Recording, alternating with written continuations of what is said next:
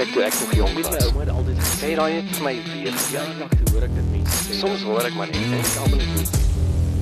Dis 26 Maart en jy luister na Klets, net hier op Afrikaans.radio. Dankie dat jy ingeskakel het. Nog 'n interessante week en afgelope paar dae hier aan die suidpunt van Suid-Afrika. Colleen, hoe lyk dit aan jou kant? Matthys, ek kan nie glo dis die laaste week van Maart nie. Ek moet vir jou sê, Maart was vir my 'n wolk, 'n absolute wolk. Dit was besig. Ek was dalk ook omdat ek nie oor my stupid verkoue kon kom nie. Maar ja, ja, jy was man down. Autopilot. I just cannot believe we are here. But at least ek is weer wakker. But well, it took you a while. maar welkom terug, baby. Wakker is dalk 'n stretch. Ek is wakkerder as wat ek in 'n lang ruk was. En kyk, jy doen goed op die stadium om al jou woorde in te haal daai tyd wat jy nie kon gepraat het en wat jy nie kompasmentes was nie. Jy doen goed met dit. Praat ek baie? Nee, ek weet jy, ons sal vandag kyk. Kom ons vat vandag se episode as 'n maatstaf en 'n besluit. Ek is immers hier om te praat, dis ek nie. Doen dit nie. Dit is nogal oud geweest het as ek nou hier net stil gesit het en vir jou gekyk het. Ja, dit sou 'n klein bietjie weird gewees het. Sou nie heeltemal vir my lekker gewees het nie.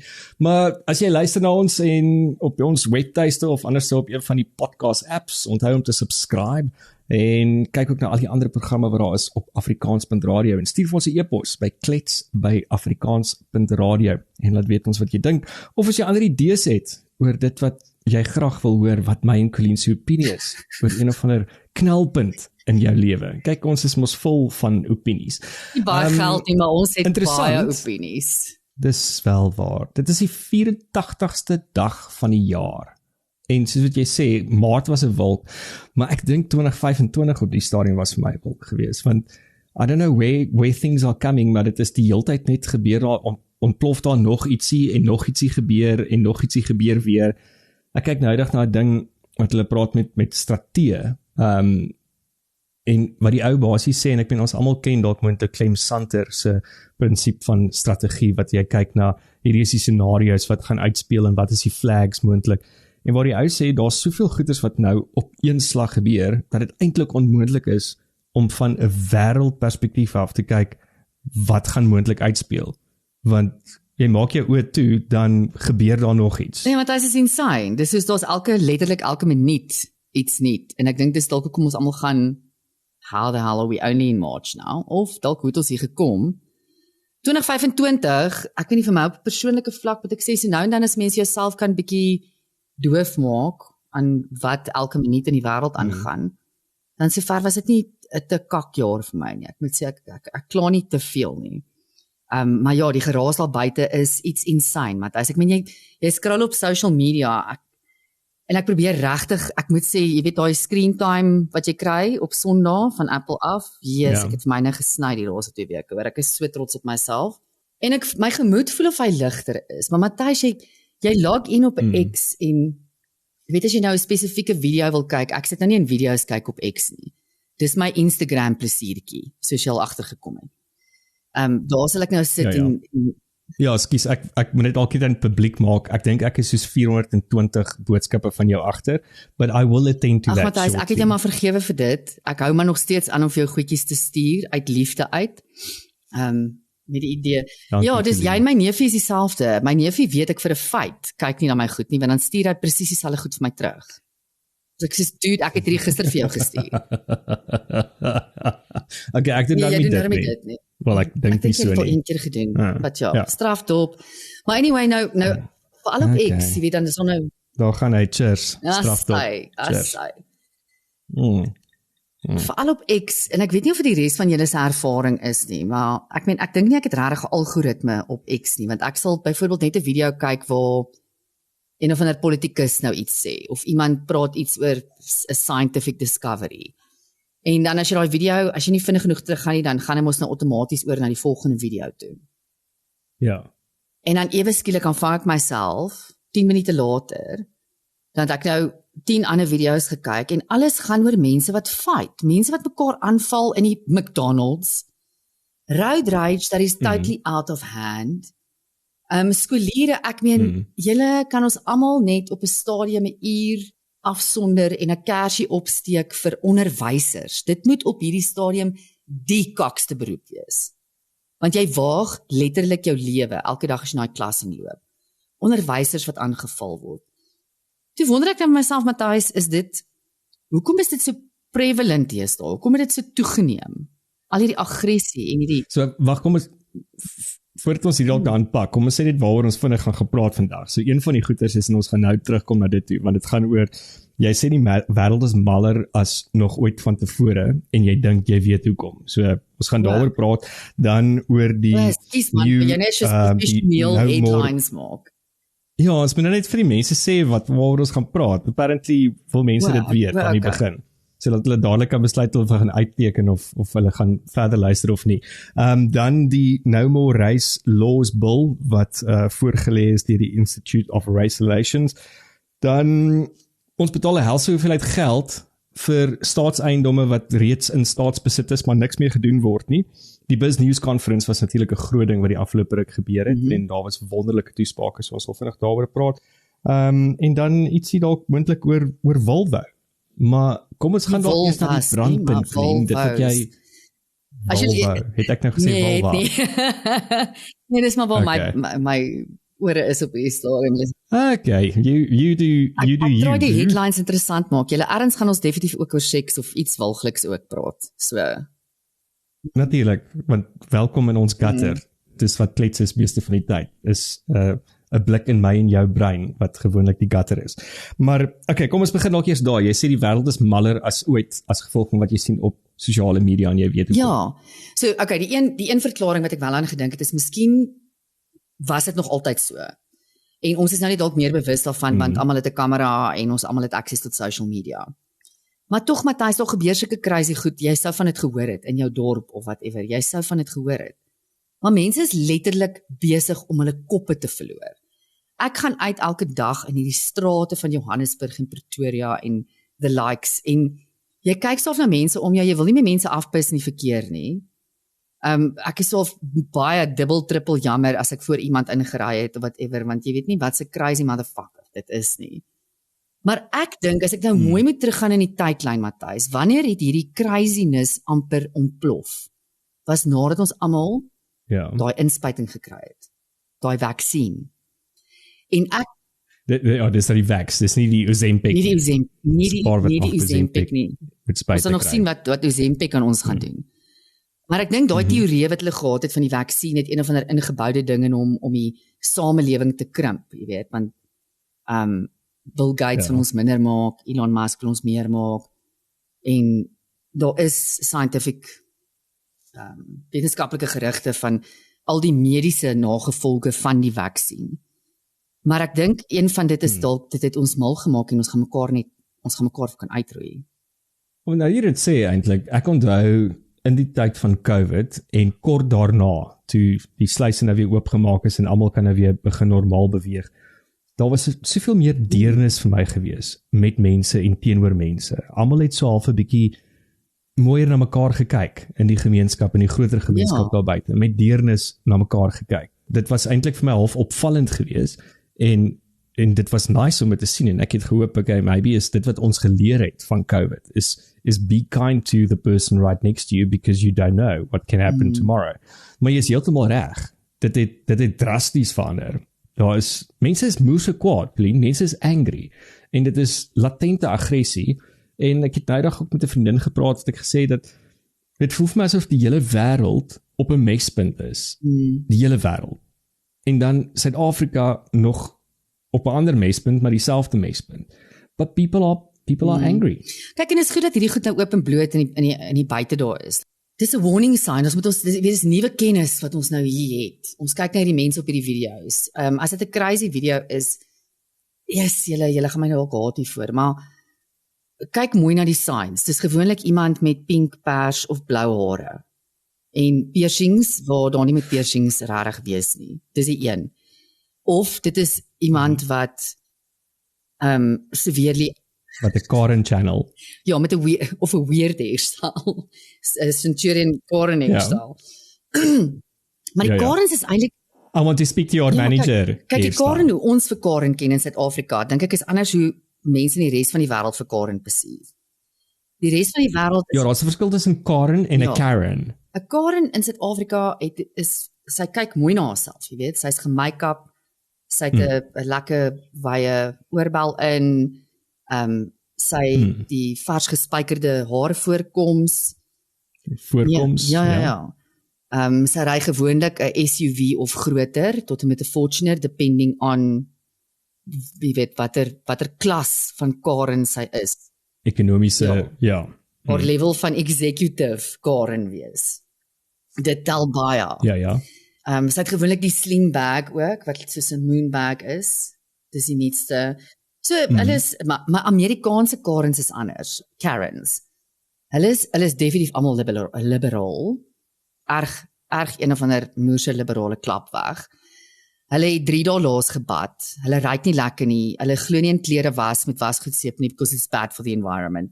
So hulle almal ruik so 'n bietjie na as hulle skoon is, ruik hulle so 'n bietjie na 'n natuurlike sunlight net maar daai groen seepie, nê. Hulle ruik sweet. So daar's nog een. Dan die ander trend wat ek optel in hierdie video's wat ook vir my begin baie worrisome word is it is people that are, hoor my nou mooi julle, by choice severely overbeast. Dit is my nuwe woord vir Ja, want die demoon, die beest van die demoon het hulle ingetree.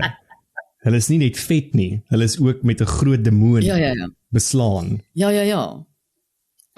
Dis ongesonde trends. En ek het die belangrikste een uitgelos julle. Hy's oud, maar hy's goud en hy's 'n staatmaker. Bly weg, loop myle ver om mense wat nog maskers dra. Stay away from them. Ja, ek is baie met dit. Ek dink op die stadium as jy nog 'n masker dra, jy's eintlik besig om jou IQ vir ons te wys. Ja. As jy 'n masker Hulle dra. moet vir jou in 'n crazy suit sit. Ja, en ek en jy het nog wel gepraat daaroor ook, is dat daar so half 'n korrelasie tussen die vaxxers en die mense wat dink jy dalk nou nog maskers wil dra en wat so bang was vir COVID. Ja nee, dis En weer eens, ek slaan nie, ek maak nie COVID af, want ek weet daar is mense wat iemand verloor het naby aan hulle, as gevolg van COVID, of deur die COVID proses. So ek sê nie dat ons moet dit net ignoreer nie. It was something that happened, en dis 'n uitveer vir my in my lewe, but it's something that happened in the world. Maar daar's 'n korrelasie met daai mense en die demokrate en die absolute wokies. Ja, en hulle het almal al 7 boosters ook gehad. 7 booster vaksines. Hulle klim elke oggend eers ding op die internet om te Google is daar, want hulle gebruik nie ChatGPT nie, of enige tipe AI nie, want dis Elon wat hulle probeer hulle breine probeer spoel. Maar die eerste ding wat hulle Google in die oggend is, jy weet, wanneer kom die nuutste vaksin uit? My nuwe booster. Of wat is die nuutste, grootste mediese ramp wat ons weer gaan tref? Ja, I don't know. Colleen, maybe moet jy 'n steekproef vir ons doen, 'n researchproef vir ons doen om te kyk, is dit waar? Maar jy is heeltemal reg, mense is maller. En Matthys, ek en jy raak opgewonde oor die specials op Oddbins by Checkers. Hierdie mense raak opgewonde oor die nuwe fucking booster. Maar maybe is dit hoekom ons almal 'n bietjie maller is. Ek sê julle, ek gaan aanhou observasies maak, ek gaan my observasies begin dokumenteer en dit aanhou met julle deel, maar ek sê vir julle daar's vir my definitiewe korrelasie in hierdie malbliksems en die vaksin. Maar okay, wag, kom ons gebruik sommer nou maar my. Jy ken my baie goed genoeg. Ek het die vaksin gehad en ek dink ek het 1 booster gehad. Een. Want dit was vir travel redes geweest. So, is ek maller as wat ek was? Nee, maar jy's maller as wat ek is en ek het net die vaksin gehad. Ja, nee, Matthys, okay. Ja, ek dink nie jy's 'n goeie, jy's nie obsessief daaroor nie. Jy het dit dalk gehad omdat want jy moes dit kry. Maar jy's nie obsessief daaroor nie. Jy's definitief 'n bietjie anders nou. Maar is ons almal nie maar 'n bietjie anders as voor COVID nie? Exactly. Maar dis almal 5 jaar later en ons almal 'n bietjie anderste en Ag, ek meen as jy vir my sê Nee. as jy vir my sê dat COVID het nie 'n invloed op jou gehad nie, dan was jy of lockdown, kom ons sê lockdown het nie invloed. Ja, kan jy wil sê ek is maler, ja, Ja, duidelik. okay. Ek sien daai gesig van jou. Okay. Mhm. Want ons is vriende, ons is eerlik met mekaar, nê? Wat sê hulle? Ja, wat is daai ding wat hulle sê? We say but we don't Okay, judge. dis so oomblik, Matthys. Okay. Jy's hier is nie dit. jy het nie Okay. vir my maller geword nie. Jy het wel vir my grampeer geword. Maar dit kan ook dalk nie oor. Ja. Grampeer. Ja, you've got all the traits. Kyk, ek kan nie wag om oor 20 jaar saam met jou 'n glas whisky te deel nie. Jy gaan te bliksem en wees vir alles en almal gaan kak wees. You are on the road there. Heading to being a grumpy old man Oh well. with your French bulldog. Ja, maybe is dit maar net 5 jaar later, maar ek kan seker daarmee sê dat ek is 'n bietjie meer grampier. Maar ek is nog steeds baie lief vir 5 jou. jaar terug. Ag, dankie Colleen, dankie vir jou liefde, ons waardeer. Natuurlik was Vrydag 'n vakansiedag gewees, Human Rights Day. So almal het lekker gekuier, ons was op 'n party gewees wat moes so lekker was, en ek nog 'n party en Saterdag weer en Sondag weer, so I'm socially completely depleted. Ja, vir die volgende 4 maande is stitching for you for your grumpy personality. nee, vir die volgende 4 maande is ek in my grot en ek dink jy's heeltemal reg, want voor die tyd sou ek 10 gelove het. Ek sou dit gelove het om die hele tyd uit te gaan en ja, nou verkies ek my grot. Maar so Vrydag was nou Human Rights Day gewees en ons almal weet waar kom Human Rights Day vandag, om die slagoffers van die uprising te herdenk en dit word reg deur Suid-Afrika geherdenk en al daai tipe van goeters. En toe het meneer Julius Malema, die een en enigste, ons natuurlik nou weer verras met 'n liedjie wat hy gesing het. So hierdie is wat hy toe nou weer gesing het met Human Rights Day. Kan net vir ons speel. The farmer, brr, pa, brr, pa, Vincent. Ja, so dit is wat ons op Human Rights Day doen, as jy in die EFF is, jy sing weer eens, kill the boer, kill the farmer. Hy's so kind. Hy klink soos 'n klein seentjie wat met 'n mic gun. Brr, pa, brr. Who does that? What grown ass man does that? Ja, hy's absoluut so mal soos 'n haas, maar dit wys net weer eens waar ons staan in Suid-Afrika. Alles word geskeer onder die kam van rassebeleide en dit en dat en wat Solidariteit en Afriforum doen en wat daai doen en wat daai nie doen nie en wat gebeur en wat nie gebeur nie. Maar die probleem is dat ons het nog steeds 'n sistemiese probleem wat ons het in Suid-Afrika en dit gaan altyd daar wees. En wat natuurlik nou vir my meer interessant is dat Squirrel het nou Maandag in sy nuusbrief wat hy nou gestuur het, wat hy uitreik elke week vir die hele Suid-Afrika, wat ek dink 99% van die mense nie lees nie. Die een dag in die week wat hy sy iPad kan kry.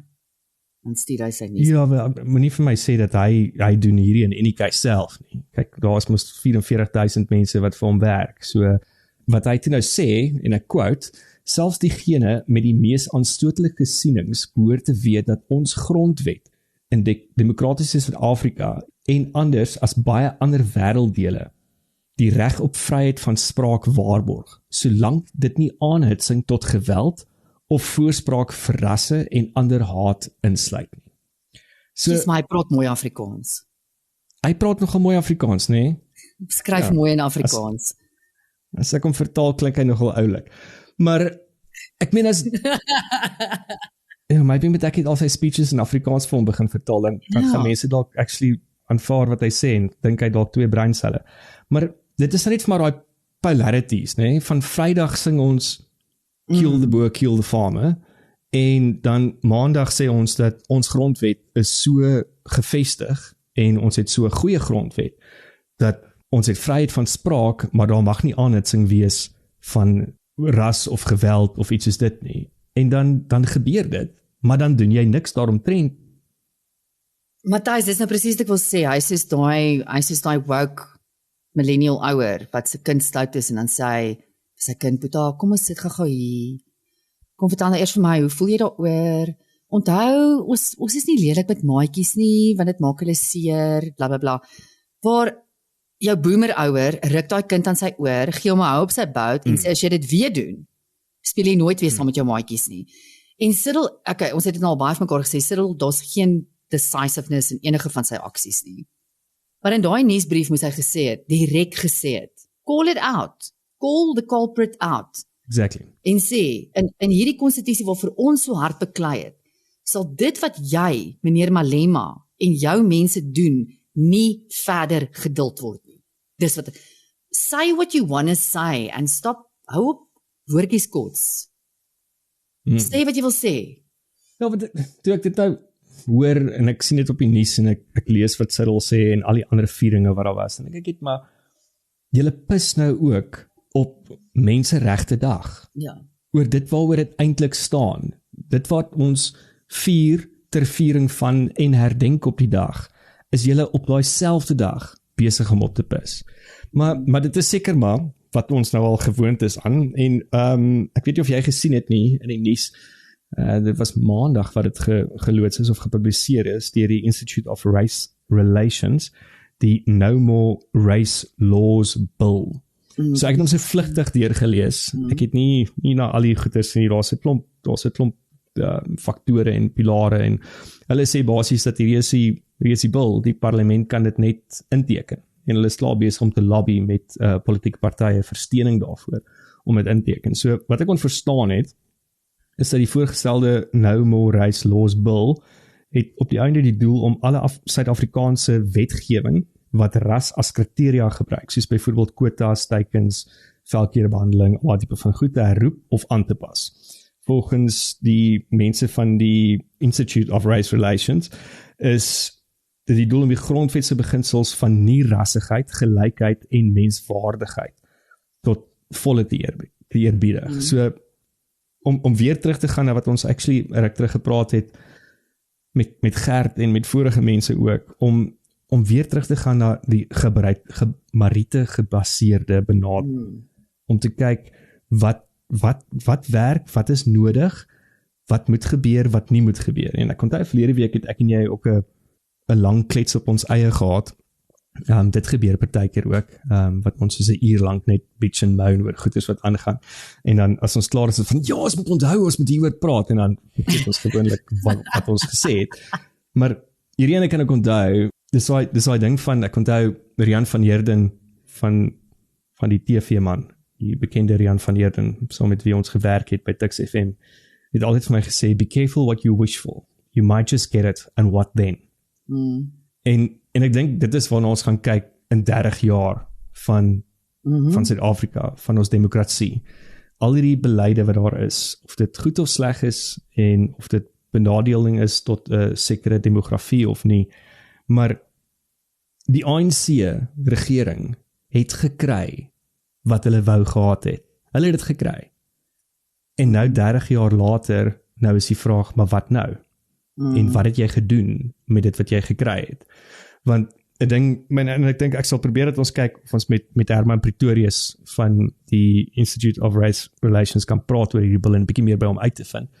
En dan met 'n ander ding wat ek ook net vinnig gesien het, wat ook vir my nou link aan hierdie, en dit is net weer eens die perfect storm, Malema wat dit Vrydag sê, maandag sê Cyril dat ons het 'n grondwet wat alles beskerm en vryheid van spraak en jy mag niks anders of seker die van goeders nie. Dan word daar nou onlangs, en ek dink dit was vandag, gister, jou tyd, is die konsepbeleid van die, wat is daai fonds van Parkstyle? Die transformasiefonds. Transformasiefonds. Ja, dan word die transformasiefonds van 100 miljard fonds as 'n oplossing gegee vir eintlik die mislukking van wat BE is. Want dit is eintlik wat hulle erken. Om te sê, ons moet nou hierdie fonds maak, en ons moet transformasie aanhits, want in 30 jaar het BE nie gedoen wat ons gedink het dit gaan doen, en wat dit moes gedoen het nie. Ja, dis my absoluut, asof hulle kan nie besef, as ek 'n fout gemaak het of as iets nie werk nie, kom ons probeer iets anders te. Dis van nee, kom ons probeer net weer harder aan dieselfde ding. Wat is daai ding van Einstein van the definition of insanity is doing the same thing over and over again and expecting a different result. Dis dit. En dit is maar die ding ook Matthys, en weet jy wat in die bigger picture, en ek weet ons kom nog by die business conference, maar ek dink dit is deur baie sprekers daar ook nie noodwendig baie hard en duidelik gesê nie, maar geïnsinieer, of ek kon dit is in die lyne lees, is hierdie goed help nie ons ekonomie groei nie, hierdie goed lei nie tot werksgeleenthede vir mense nie, hierdie goed verbeter nie mense se lewens nie, hierdie rassebaseer. Laat almal wat kan, ten spyte van hulle velkleur, van hulle taal, van hulle kultuur, laat almal wat kan 'n besigheid bou en help elkeen wat kan om 'n suksesvolle besigheid te bou, want dit is hoe ons vorentoe gaan. Maar ag, Matthys, ons weet dit is nie hoe hulle dink nie, want dit gaan vir hulle alles oor wie dis die klomp eekhoorntjies wat net moet neete by mekaar maak. And that's all they want to do, alhoewel hulle maak dit nie net eers mekaar nie, hulle bære dit nie vir die winter nie, hulle eet dit onmiddellik. En dan soek hulle nog. En dis alles met die ons VAT increases. Eskom het nou weer ons van volgende week af, julle fasten jou seatbelts 12.7% meer vir elektrisiteit. Hulle wil 'n moerse verhoging daai. Dis 'n massiewe en dan sien ek daar's nou ekstra boetes of belasting wat hulle op mense wil sit wat sonpanele het, ook nou van Eskom se kant. Ja. Dis asof hulle wil in alles nou ingrawe. Hulle is so desperaat op die oomblik want hulle het geen idees nie. Hulle het nie 'n enkele oorspronklike gedagte in hulle koppe nie. Dis alles net van wat kan ons vat by die wat het omdat hulle hard gewerk het vir wat hulle het. Ek sien 'n ander artikel. Die mediese fonds belastingkrediete wat jy gewoonlik kry nou op jou mediese fonds as jy ek weet nie, ek claim sommer in my mediese fonds, maar wat jy nou belasting verligting op dit kry. Jou belasting terug kan eis, met jou persoonlike belastingjaar. Ja, kan jy dit nou terugeis. Hulle wil dit nou vat. Hulle wil dit van ons af wegvat, want hulle sê as jy genoeg geld het om 'n mediese fonds te bekostig, dan het jy nie die belasting rebate nodig nie. So hulle wil dit nou vat en dit gebruik vir befondsing vir die NHI.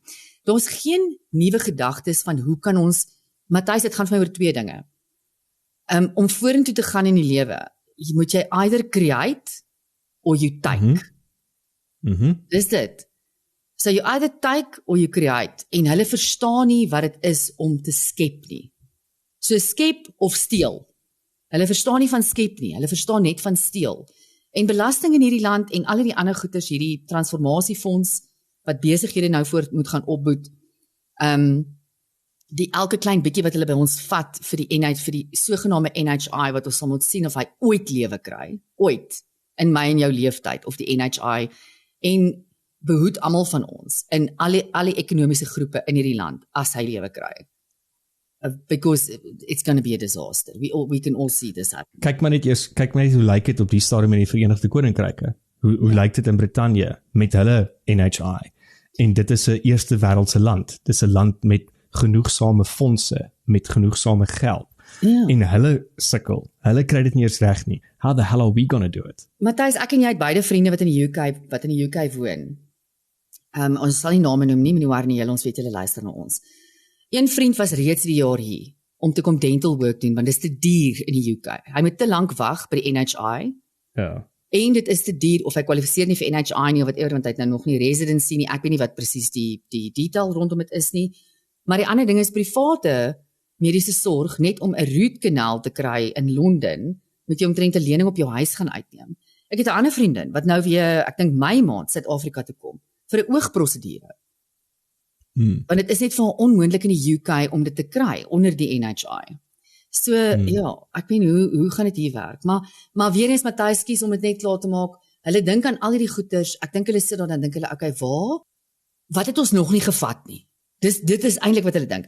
Ek dink die meeting topic is so monthly meeting van whatever se groot kop nou daar in daai committee sit, en die topic is what have we not taken?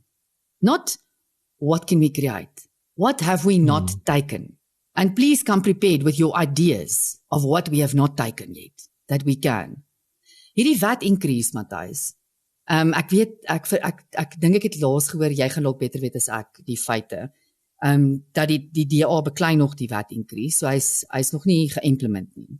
Nee, hy word ter tafel gelê die 2 April. Ja. Dan moet die regering nou vote, hulle moet stem, dit either instem as beleid of nie. Ek sien Action SA het klaar gesê dat hulle gaan nie dit ondersteun nie.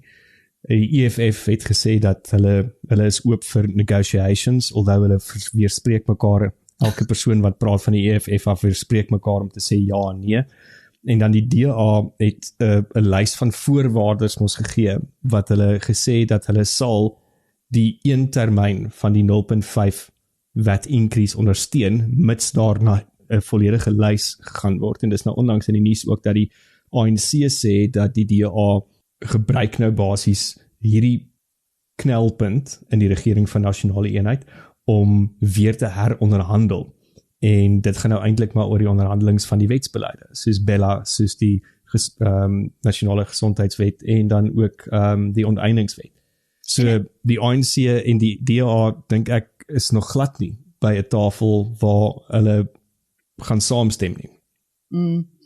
En ek weet Helen het ook in haar speech in die business conference ook gepraat oor hierdie VAT increase en gesê hulle gaan na die regering toe met 'n klomp oplossings, met 'n klomp idees oor hoe om geld te genereer. Dieselfde soos wat jy nou nog gepraat het van hierdie rassebeleid bil wat die Instituut van Rasseverhoudings ook, jy weet dit weer eens sê ek, dit skepende idees. Maar ons huidige regering is nie geïnteresseerd in skepende idees nie. Net in skep. Ek het actually hierdie punte sien ek nou net hier voor my oop van wat die DA se eise. So hulle sê dat die DA stel 'n konsepooreenkoms voor dat hulle tot 'n BTW verhoging van 50 basepunte vir slegs 1 jaar sou instem, mits die ANC instem, om die onteieningswet te wysig, sodat hof van die begin af die finale sê het oor die betrokke eiendomsonteiening. Want tans mos in die beleid staan daar dat die staat het die sê. Ander goed is wat hulle gesê het, is 5 punte. Tenderproses binne 'n jaar opgestel word, waar volgens die bestuur van die Kaapstad en Richards Bay hawe afgewentel kan word. 'n Aanbod van die Wêreldbank aanvaar om 'n regulatory hersiening, daar sê, dankie, van die staat uit te voer, afwentelingsstrategie vir passasierstreine voor einde van die jaar ontwikkel en aanvaar word, 'n komitee saamgestel word om 'n omvattende bestedingsoorsigh te doen, wat 100 miljard se besteding teen einde van jaar by die nasionale en provinsiale regerings moet herprioriseer, en 'n gefokusde herpriorisering van die staat se besteding plaasvind om Suid-Afrika se skuldlas te verminder. So dit is hulle voorstel. Ja, ek weet nie wie gaan ons kry nie. Ons het nie vir Elon nie. Ek weet dan nie watter entrepreneur. Ek dink Rob Hershoff. He's got the job. So wat is daaroor is, kom ons praat 'n bietjie oor die Biz News Conference. Ek het 'n paar van die onderhoude gekyk. Jy het dit ook gekyk. Vir die wat luister en dit nog nie gaan kyk het nie, doen jouself regtig guns. En gaan kyk na van die onderhoude wat daar was. Van die wat vir my uitgestaan het, Colleen, was Neil de Beer, Helen Zille, Rob Hershoff, en actually ou Guyton se speech ook. Yes, en Guyton het lekker gevloek, ek was mal daaroor.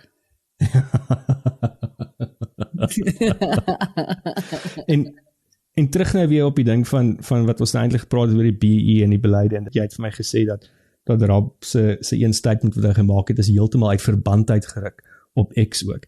En dis wat hy gesê het, wat hy basies gekyk het vir die gehoor en gesê het, almal wat hier voor my sit, is besigheidseienaars, is mense wat bydra tot die bevordering van Suid-Afrika as 'n land, as 'n gemeenskap. En kyk, en dit het my so half soos 'n bak water geslaan in my gesig ook. Wat hy gesê het, kyk wat het jy bereik ten spyte van die... Ja, en dit is toe nou heeltemal, ekskuus Matthys, wil ek moet sê vir die luisteraars. Nee, daai was 'n dramatic pause gewees. Dit was 'n dramatic pause. Matthys, ek moet regtig vir training gaan. Ek weet nie of ek nee, jy het hom eintlik goed opgetel. Ja, ek weet nie of ek hier is op merit op die oomblik nie. Maar Ja, daai hele statement is uit verband uitgeruk op platforms soos X, wat hulle toe op Rob gaan draai het en gesê het, ja, maar sien jy Rob, julle is soveel beter af hierso, tussen hierdie race-based laws. Jy sien Matthys, dit is die verskil when you just listen and to wait for your turn to speak and when you listen for meaning. As jy probeer luister vir mening.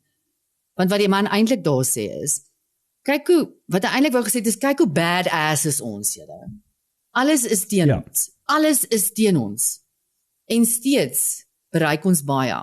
Nou, wat hy eintlik ook net moes gesê het, wat hy moes bygesê het, is, nou, maak jou oë toe en gebruik jou verbeelding. En dink hoeveel verder kon jy gewees het, as die wette in hierdie land jou actually gehelp het, as dit progressief was. Om te groei, ja. So ja, maar baie dinge is uit verband uitgeruk. Die een ding wat my ook nogal baie woedend gemaak het, is sekere van die politieke groepe EFF en Kluis, hulle was die groot culprit, het natuurlik op X gehul gebraak. Ek meen, dis nie asof enigiemand hulle steur rarig nie, maar ek moet hulle nou maar volg, om te hoor wat se kak hulle aanjaag. Wat hulle gesê het, die hele BizNews Conference was 'n absolute rassistiese konferensie, waar wit mense kom gilbraak het en vertel het hoe swak is die regering en dit en dat. Ek weet nie of hulle nie mooi gekyk het hier, daar was definitief nie net wit mense daar nie, maar hulle voorstel, miskien skep hulle tog, kom ek gee hulle 'n klein bietjie krediet. Hulle voorstel, nee, come to think of it again. Hulle voorstel is, die volgende BizNews konferensie moet almal in volle force uitgaan om die konferensie te boycott en dit te disrupt. Next level. Wat ons doen, ons breek. Ja, nou dink ek myself, Julius rarig, as jy nie saamstem met die BizNews konferensie nie, en jy dink is 'n pot kak, soos wat jy dink die feite wat by Washington uitkom is ook 'n pot kak, create jou eie konferensie, en gee dan vir ons die ware inligting, deur jou eie konferensie. Maar dis te veel werk, Matthys, daai 5 punte wat jy nou net genoem het van die DA, die voorstelle wat die DA gemaak het vir die regering, of die eise, vir 'n jaar BTW verhoging. Dis baie werk. Ons het nie die energie vir dit nie. Dis baie werk en net actually nou dat ek aan dink wat ook nog deel was van die transformasiefonds is daar's natuurlik klaar mos nou ruimte gemaak daar om ietsie te eet weer, nê? Om te eet uit daai 100 miljoen. Ek dink dis wat hulle beoog om te raise. 100 miljard. 100 miljard. Ek dit regs, hulle. Ja. They're not raising it, they're stealing it.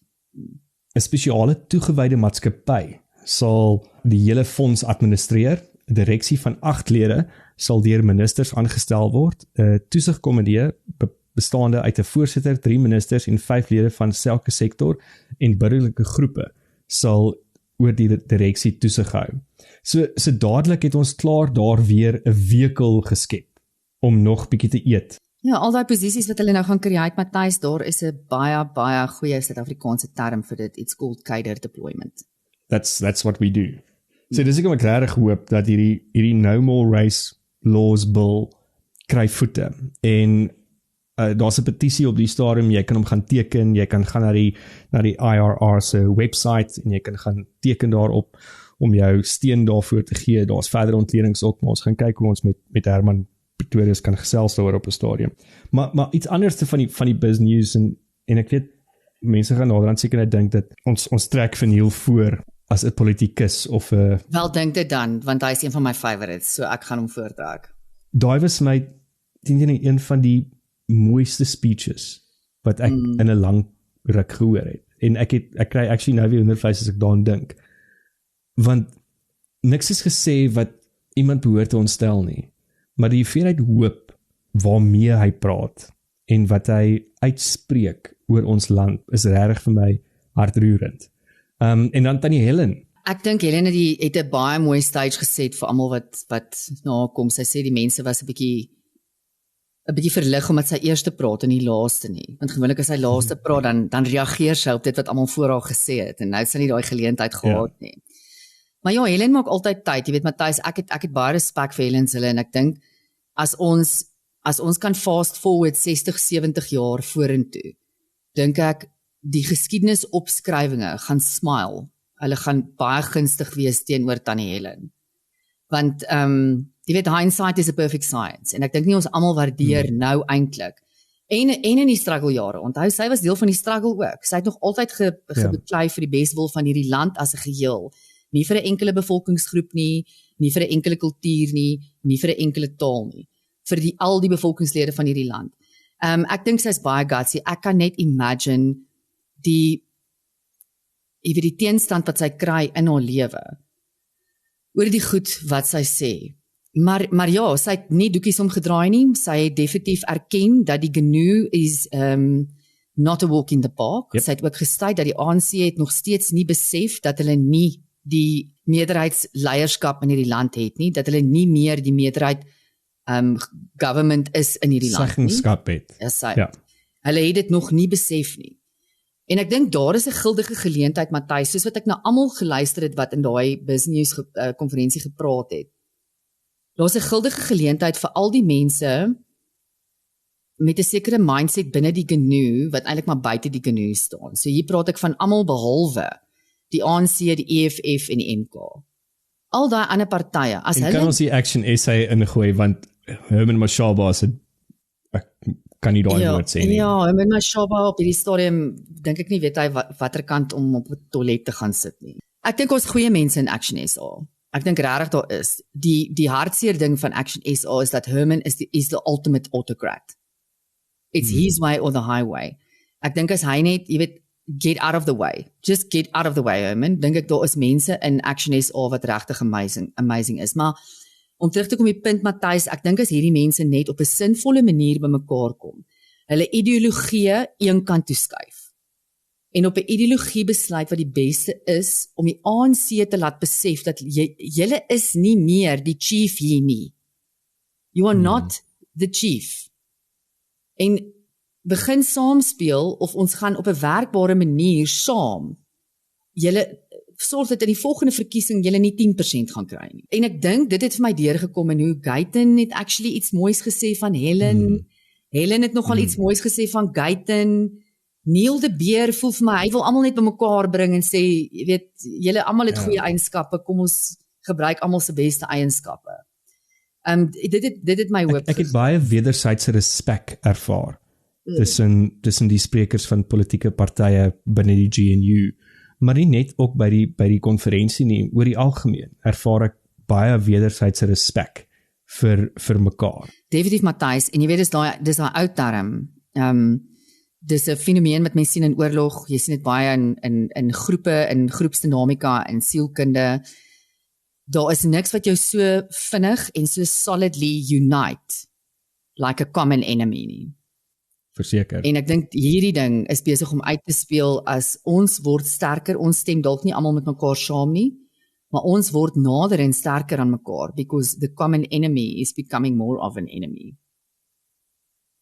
En so jy sê, die common enemy is nou een common enemy. En hulle is nogal bloody common, as jy kyk hoe lyk hulle mense van die tyd toe ek.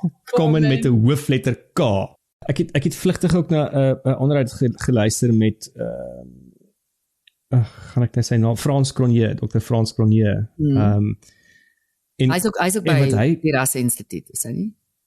Nee, hy's independent. En wat hy basies gesê dat een van die goeders wat kan uitspeel op die stadium, as die ANC aanhou, soos wat hulle aanhou, en eintlik meer as Cyril aanhou, soos wat hy aanhou. Want onthou jy 'n paar maande terug het ek en jy... I mean net stil sit. Ja, hy moet net aanhou niks doen nie, maar 'n paar maande terug het ek en jy gesê, thank God for Cyril. Ja, oh my God. Ek trek my woorde terug met dit, heeltemal, en alles. En wat hy gesê dat as dit so kan aangaan, is daar 'n baie groot moontlikheid dat daar binnekort 'n vote of no confidence teen Cyril gaan kom. Ja, maar dit is heeltemal moontlik as hierdie partye begin saam staan, né? Ja, en waar gaan die ANC dan staan? En 'n interessante ding wat hy ook gesê het, is dat die belangrikheid van die DA eintlik binne die regering van nasionale eenheid. Die DA is op die stadium die glue alhoewel die ANC dit glad nie so wil sien nie, maar wat die regering van nasionale eenheid actually by mekaar hou. Want as die DA nie meer daar is nie, gaan die Vryheidsfront Plus loop. Gaan daar 10 'n klomp ander partye ook loop. Die EFF vermoed ek gaan ook loop, as die DA nie meer daar is nie. En wat het die ANC dan nou eintlik oor? Dan kan hulle net bargain met EFF, en hulle kan bargain met die MK-party, en hulle kan bargain met Action SA. En ek dink ideologies gewys sal hulle nie noodwendig met die MK-party bargain nie. I don't know. Anything is possible, as mens gaan kyk, want weer eens ook, dit hang af wat die nuwe hoof van die regime is, as Cyril dan meer die president is nie. Maar Cyriltjie, he needs to catch a wake up and start doing things that a president moet doen in Suid-Afrika. En moet wees vir Suid-Afrika, veral op hierdie kritiese oomblik van ons wat die voorsitterskap van die G20 is, ons standsituasie met Amerika, dit wat aangaan in Suid-Afrika. Hy is die persoon wat altyd sê, ons moet Suid-Afrikaanse results, of wat sê hy altyd van, ons moet Suid-Afrikaanse oplossings kies in Suid-Afrika, nie in die buiteland nie, of vind in Suid-Afrika. Maar dan, meneer die president, jy is die voorsitter van daai komitee, wat hierdie oplossings moet create. So jy moet dit begin doen, anders is jy binnekort dalk deur 'n mosie van wantroue. Ja, nee, hy gaan verseker that would be interesting. Ja, hy moet sê, Matthys, maar dan met ons ook nie wat gaan gebeur nie. Ek sê maar altyd, I don't know, better the devil you know than the devil you don't, but hy moet net sy woordjies begin reggebruik en hy moet die streng pappa in die huishouding word en sê tot hier toe en nie verder nie. Jy stout, you grounded, jy kry nie sakgeld hierdie maand nie en jy gaan vir ekstra wiskunde klasse want jy's fucking dom. And that's it. Probleem is as jy besef dat jy is die persoon wat self vir ekstra wiskunde klasse moet gaan dalk. Ek dink dit is dalk waar hy sit. Maybe ja. Wel, om dan te sê ek gaan vir ekstra wiskunde klasse want ek is te dom om die huishouding te run. En Matthys, 'n ander speech wat vir my uitgestaan het, ek weet nie of jy nog enetjie wil doen nie. Was Adrian Gore, sy CEO nou van Discovery nog, né? Ja, interessante statistieke wat hy gedeel het. Ja, interessante statistieke, ek dink baie van die statistieke het hy, nie baie nie, van die statistieke het hy vir my heeltemal te ver vir algemeen, maar dit was fyn, want hy het 'n punt probeer maak. Maar die essence wat ek uit sy speech uitgekry het, was dat, dis weer eens 'n sielkunde ding, die persepsie van die prys wat jy betaal, wanneer jy iets kan gain, versus die prys wat jy gaan betaal, as jy iets gaan verloor. So ons as mense, is baie meer gemotiveerd, wanneer ons iets staan om te verloor. So as ewe skielik jy nie jou kar payment kan maak nie, is jy baie meer gemotiveerd om harder te werk, versus die idee van ek wil vir my duurder kar koop, dit is hoekom ek harder gaan werk. I think you get what I'm trying to say, nee? En hy het die ding heeltemal op toepassing gemaak van Suid-Afrika en hy het gesê op hierdie stadium lyk dit so erg soos doom and gloom en soos wat ek en jou ook vandag nog gepraat het, everything sounds doom and gloom en ek dink baie van ons voel dis net doom and gloom. Hy sê maar deur sy statistieke het hy gewys ons het meer hier om te verloor. Ons kan nie hierdie verloor nie. So as jy dink jy wil oppak, jy wil nie meer teen hierdie goed fight nie. Jy wil nie meer vir 'n beter Suid-Afrika fight nie. So al die mense wat sê, there's no turning back, of ja, die plek, it's gone to the dogs, it's already Zimbabwe 2.0. Dit is nog nie, as jy hoor wat Adrian Gore sê. Hier's nog genoeg vir ons om voor te fight, sodat ons dit nie verloor nie. En dit was my nogal beautiful in sy speech. Kyk, nie die mees charismatiese public speaker nie, maar sy idees is fenomenaal. En ek dink Robert het ook baie mooi saamgevat in wat hy gesê het, van dat ons moet regtig nou almal saam staan. Almal wat nugter denkend is en selfde denkend is, wat dieselfde ideologie aanglo. En as ek nie mis het nie, correct me if I'm wrong, was dit gewees, hy het nie daar gepraat van dit of dat, dit gegaan oor wat is die beste vir Suid-Afrika, en wat is die beste vir al die mense wat in Suid-Afrika bly. En dit is die enigste true north wat ons nou moet hê. In enige beredenering, in enige beleide wat ons toepas, in enige nuwe wetsontwerpe wat ons doen, is dit die beste vir Suid-Afrika en gaan dit die Suid-Afrikaanse gemeenskap en die burgers van Suid-Afrika bevorder.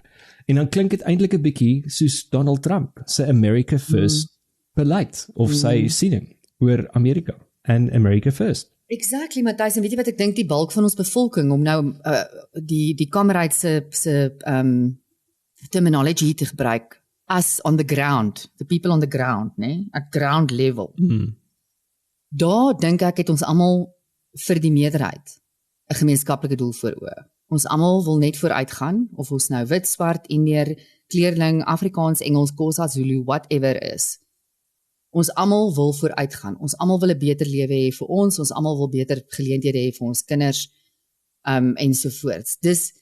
Dis hulle wat dit kan beïnvloed, wat ons mindset moet aanneem.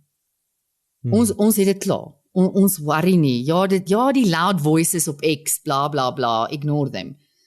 En amper sê die podcasters. En die podcasters op X. Hulle het baie te sê en baie ideetjies en so aan en baie sterk opinies. Maar hier waar ek en jy lewe, waar ek operate in die dag saam met my kollegas, my studente, my huiswerker, die mense om my in my kompleks, wat ek kan nie vir jou sê, hulle is majority wit, hulle is probably majority eintlik swart. Ek lewe heeltemal fyn saam met hulle. Die geselsies wat ons aanknoop, die concerns wat ons het in ons geselsies, is dieselfde. Ons almal wil net meer geld in die bank hê, meer opportunities hê en happy kinders. Almal droom eintlik dieselfde droom. En die een gemeenskaplike tema wat definitief altyd vir my uitkom, is op hierdie stadium dink almal ons politikuste is 'n klomp poepholle. There are no more heroes in politics. Sekondeer dit. En dit het tyd geword vir daai hyperlies in hulle blou lig convoys om te besef. As gevolg van wat jy gedoen het, we do not consider politicians heroes anymore. They are not our heroes. And for that matter, they don't speak for me. No. Daar was weer 'n dramatic pause gewees. Okay. Jy het goed gedoen. Jy het goed gedoen, Colleen. Jy doen al hoe beter. Hoorie dan 'n laaste vinnige dingetjie oor die staat. Ons betaal hoeveel rand betaal ons aan eiendomme wat reeds in staatsbesit is, wat eintlik reeds teruggeneem is deur die staat oor die afgelope hoeveel jare. Daar is hoeveel eiendomme en wat betaal ons per maand aan? Ja, hierdie is skrikwekkend, Matthys, en dis hoekom ek hou van die DA se laaste punt daar dat ons eie Doge moet hê om hierdie goeders in te perk. So hierdie is in die media gesê deur ons Public Works Minister Dean McPherson.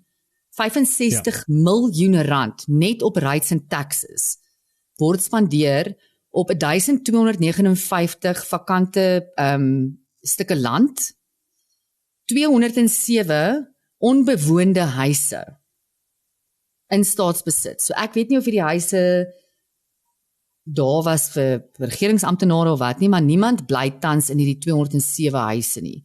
En 830 verlate plase. Nou as jy vir mense wil plase gee om te begin boer. 830 verlate plase. Rarig. Matthys, nou wil jy wil mense opbring. Jy wil swart mense opbring en hulle vir hulle plase gee dat hulle kan begin boer, dat hulle 'n groter deel deelneem aan die landbougemeenskap. Vat daai 830 plase en jy weet repatriate dit vir dit. Die hele portefeulje. Hoeveel van daai plase wat jy basies sê wat daar lê, was nie in die vorige tye wel geonteien en gegee en toe opgedonder in 2 of 3 jaar en daar is nou niks oor nie. Ek weet so onlangs was daar 'n storie nuus ook gewees van 'n verskriklike groot sitrusplaas. Ek dink was in Limpopo wat deur die staat opgekoop is en geonteien is, gegee aan die plaaslike gemeenskap en daar is nou niks oor nie. Daar is letterlik van daai plaas niks oor nie. Want we didn't build the business. We didn't take on of carry on with the business that was in our hands. En die manier hoe hulle hierdie bestuur, Matthys, ek weet hierdie is 'n portefeulje van tussen 150 biljoen tot 200 biljoen se eiendomme. Dis die portefeulje. En wat Dean McPherson basies sê is dat ek gaan dit sommer vir julle in Engels lees. He explained that the state owns these properties on behalf of the public. And as such, the public should benefit from these properties. Is dit nie die hele beginsel van die onteieningswet nie? Ja. That is in public interest. Daar lê dit. Daar is hoeveel goeders klaar in public interest. Maar weer eens, kom ons dan terug na daai ding wat ons vroeër gesê het van julle het dit nou klaar. So, jy het al daai plase, jy het al daai huise, jy het al daai geboue of persele of vacant land. And what now? What are you gonna do with it? Ek meen, even al verkoop jy net al daai eiendom aan privaat eienaars. Dis 150 biljoen, 200 biljoen rand. Imagine putting that towards funding the NHI. Or, okay, God forbid, dis 'n kak idee. Or putting that towards building schools or re-educating teachers of al hierdie wonderlike dinge wat hulle wil doen. Wel, dalk net 'n bietjie om 'n skuld af te betaal. Dit sal ook werk. En behalwe nou vir daai, is dit ook die maandelikse uitgawes van rates and taxes wat ons ook gaan spaar. Maar ja, so het ons dit. Ek lees nou net hier, dankie AI. To fund the national health insurance in South Africa, the Department of Health estimates an additional 200 billion annually. There you go. There's your first year. There's your first year paid. Die Here moet vir my help, Colleen. Ja, so ek dink dit is definitief iets wat ons het 'n douche nodig. Ons het 'n douche nodig om hierdie goed te begin sny en dan gaan dit nie nodig wees om ons wet op te sit nie. Ons het 'n douche nodig en ek wou vir Rob Hirshoff om dit op te sign. Ek sê vinnig, ons het letterlik 'n minuut oor. Wat is die storie met Volvo? Volvo is een van die nuutste kar vervaardigers wat stadig maar seker is daar rumors dat hulle is besig om, wel daar's rumors dat hulle stadig maar seker besig is om te onttrek uit Suid-Afrika. Die probleem is Volvo kommunikeer nie op hierdie stadium baie duidelik nie. Wat weird is van 'n company soos Volvo, so hierdie het tot groot reactions in die mark gelei vir Volvo. Hulle wil basies hulle wil begin deur baie van hulle dealerships toe te maak en net dealerships te hou in die groot metros in Suid-Afrika. En dit veroorsaak natuurlik baie onsekerheid tussen dealer-owners. Maar ook het dit 'n moerse skok, so hierdie rumor het so half begin uitkom einde laasweek. En Volvo dealership eienaars sê dit het alreeds begin reflekteer in 'n massive drop in hulle verkope. Kan dink. Wat 'n mens nou net kan imagine. So ja, Matthys, dis ook vir my half sad. Ek dink Volvo het so 'n bietjie van bring 'n bietjie leaksheid, maar 'n bietjie classy leaksheid. Jy weet, dis nie 'n Volvo ou, dink ek altyd 'n kykie by my winkelsentrum, sien ek van die Volvo's daar geparkeer en ek sien die Volvo eienaars uitklim en dan langs hulle die Range Rovers en die ander soort in die X5 en so aan. Kyk jy nou so, jy weet die X5 van die Range Rover. Hy ry van wat hy wil vir jou wys. Hy's meer classy as wat hy eintlik is. Mens eintlik maar kom in. Maar die Volvo eienaars is wel van I've arrived and I don't need to prove anything to anyone. So ja. En meeste Volvo eienaars wat ek ken, ry hulle Volvo's nou al vir 20-30 jaar en it still looks good. En ek moet sê, van al die karre wat ek gehad het, is daar 2 wat ek mis. My Volvo is een van hulle. Dit was 'n lekker chore gewees. Ja. En die ander een is dan verseker jou Gates, nee. My Gates. It's a joke. Verkrummel. Was dit jou Corsa? Hoor jy nou net laaste ding 19 in die eerste kleur televisie was amptelik vandag on sale gewees in 1954 in Amerika en vir 15 inches het dit jou daai tyd $1,000 gekos. Hulle sê in vandag se waardes het dit jou omtrent so $7,800 gekos het om een van die eerste TV-stelle te gehad het. So 1954 was die eerste kleur televisie beskikbaar gewees verkoop. Maar dit was dan nou klets, dankie dat jy geluister het. Onthou om vir ons 'n boodskap te stuur by klets@afrikaans.radio en like, deel, share en dan sien ons jou volgende week met nog klets. Cheers. Bye julle. Kyk, toe ek nog jong was, my ouma het altyd gesê, raai het vir my weer, ja, ek hoor ek dit mense sê. Soms hoor ek maar net, en ek almal net